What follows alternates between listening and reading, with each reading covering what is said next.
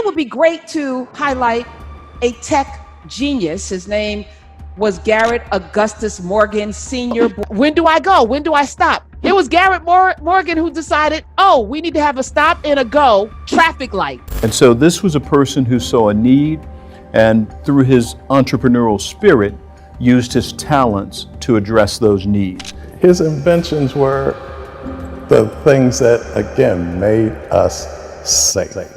What if I told you that every time you stop at a red light, you're using an invention created by a black man who had to hire white actors to pretend they invented his products because nobody would buy from him?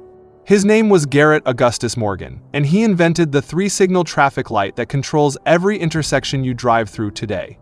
He also created the gas mask that saved soldiers in World War I and firefighters across America. But here's the part that'll make your blood boil. When he risked his own life to save dozens of men trapped in a tunnel explosion, the city refused to give him credit because of the color of his skin. They handed out medals to white rescuers but left his name off the list completely. And this wasn't in the 1800s. This happened in 1916 in Cleveland, Ohio. So how did a black man born to former slaves with only a 6th grade education become one of America's greatest inventors? How did he create products that are still saving lives over a century later?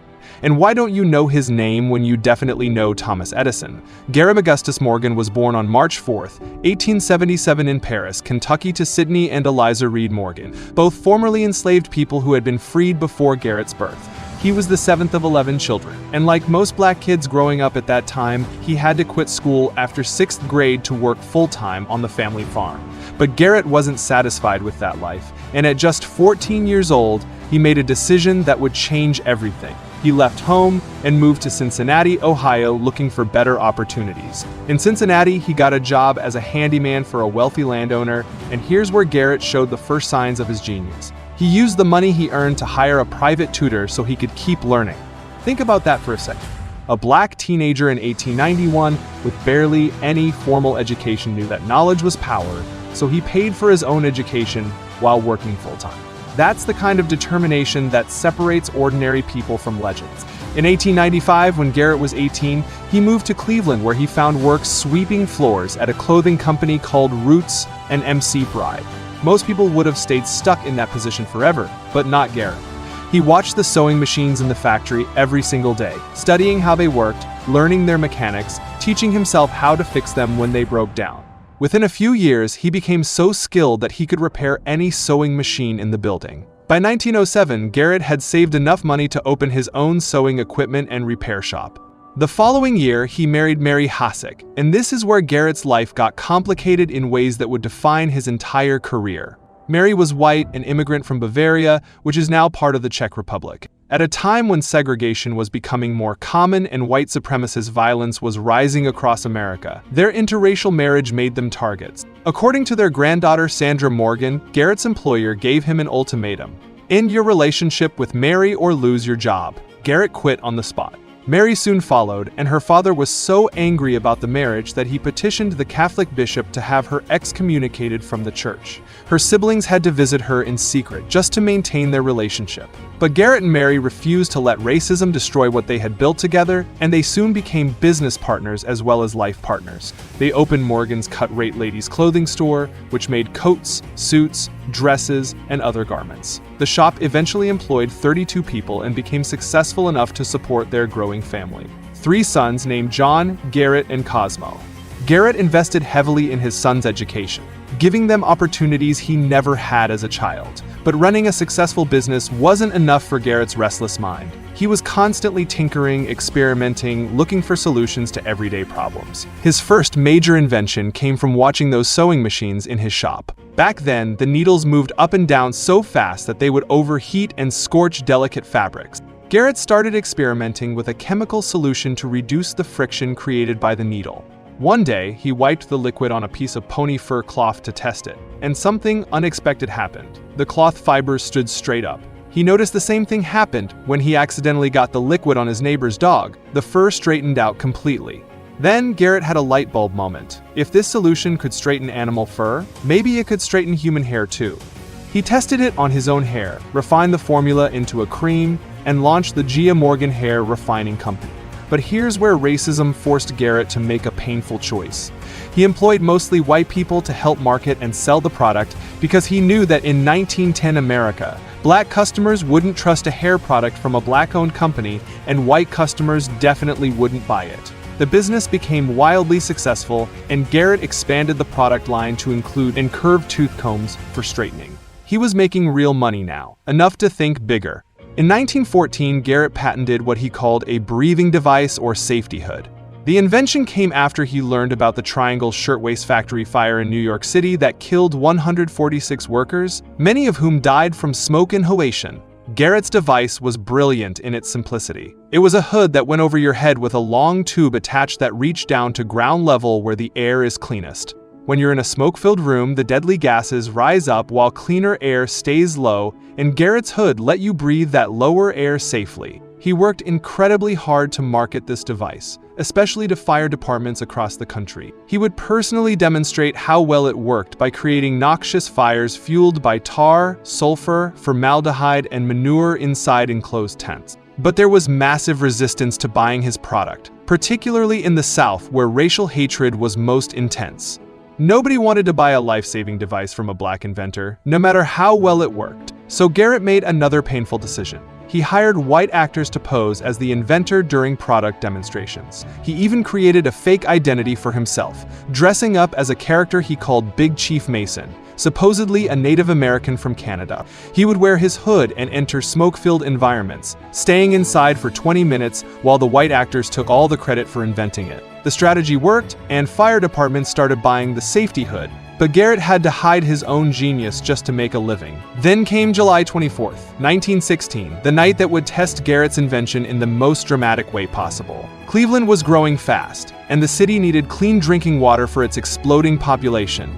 They were building a tunnel 120 feet below Lake Erie that would extend 4 miles out to a structure called a water crib where cleaner water could be collected. Construction on these tunnels was extremely dangerous work. During the previous tunnel project, 33 workers had died, but on this particular night, workers hit a pocket of natural gas and somehow it ignited, causing an explosion that trapped workers deep underground and filled the tunnel with toxic fumes. 2 rescue parties went down to save the trapped workers. None of them came back up.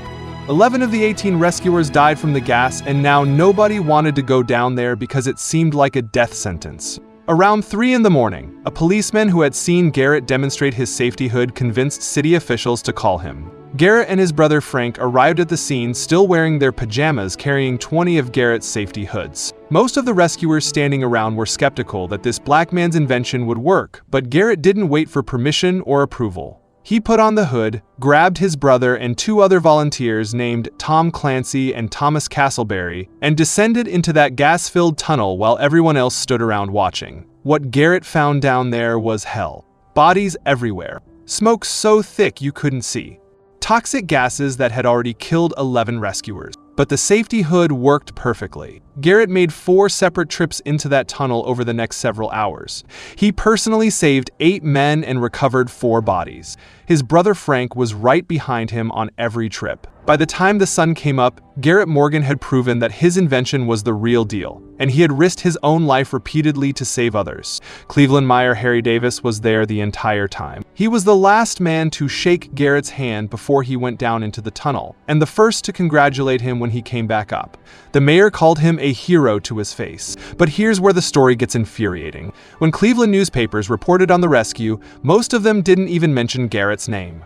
They wrote about the white rescuers, they praised the volunteers, but the black man who provided the equipment that made the rescue possible and who personally saved 8 lives was erased from the story. The few African-American newspapers like the Monitor cover his heroism, but the major white newspapers acted like he didn't exist. When the city compiled a list of heroes to recommend for Carnegie medals, prestigious awards given to civilians who risked their lives to save others, they included several white rescuers, but deliberately left Garrett's name off the list. The mayor, who had called him a hero to his face, refused to nominate him for recognition.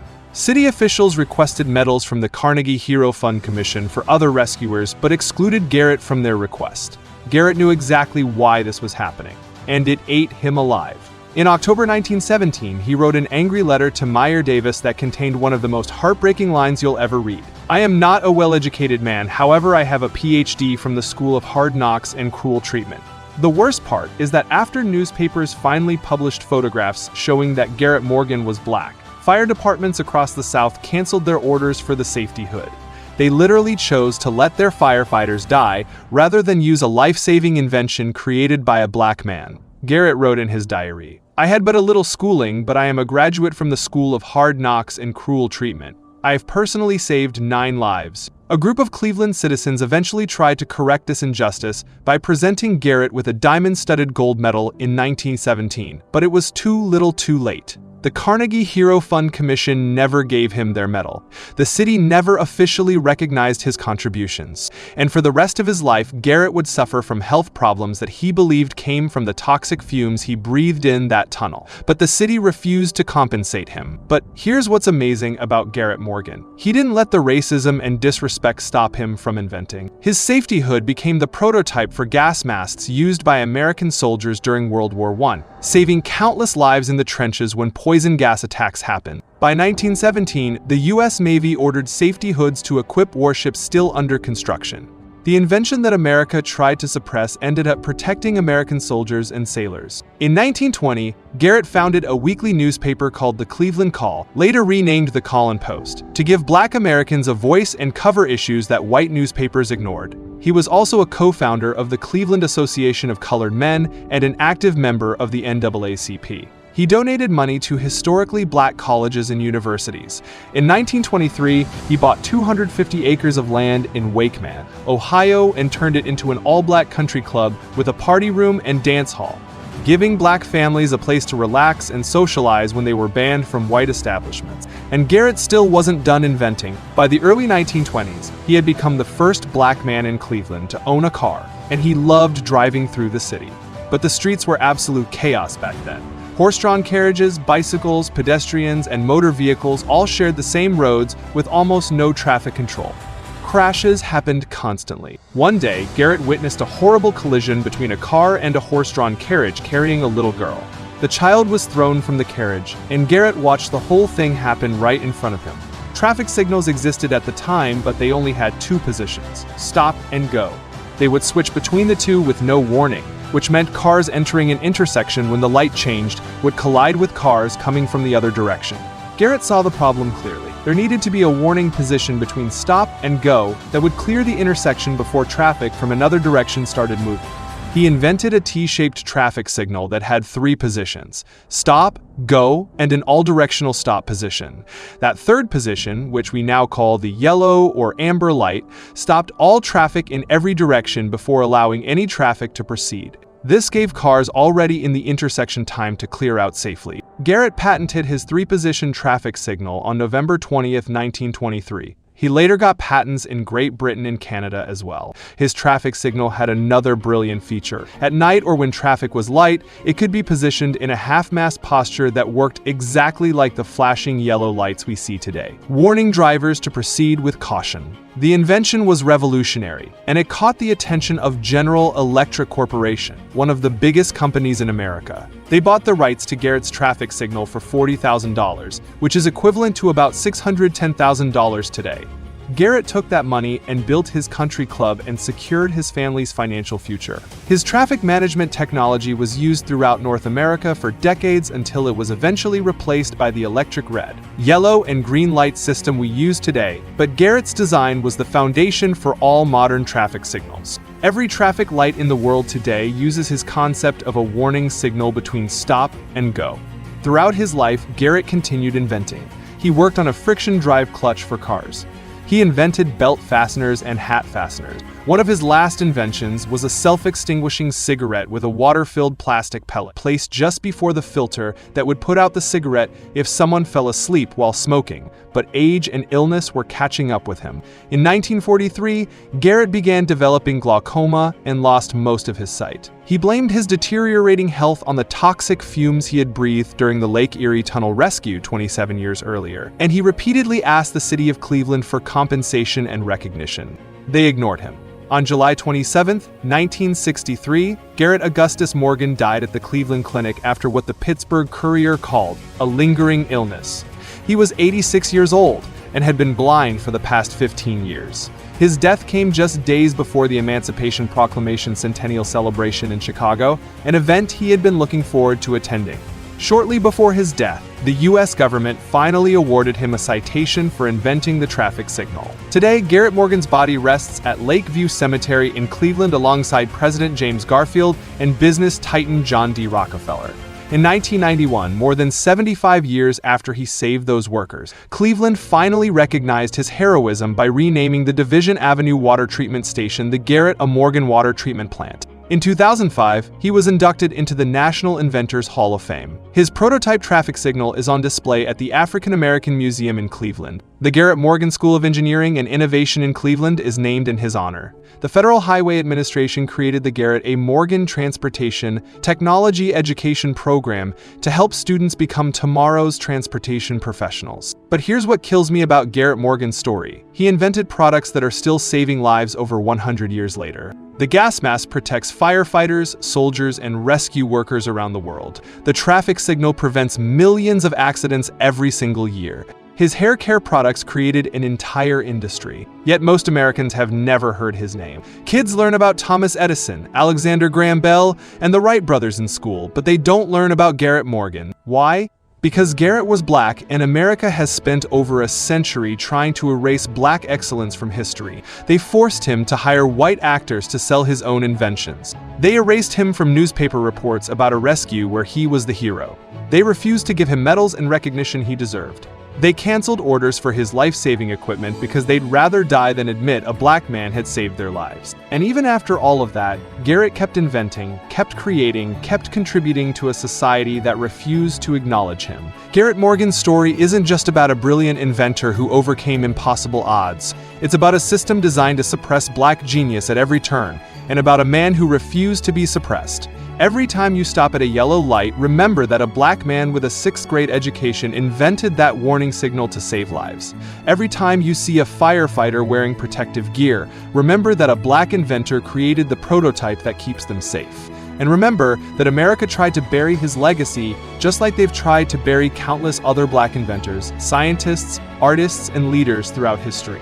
Garrett Augustus Morgan deserves to be remembered as one of America's greatest inventors, right alongside Edison, Ford, and Bell.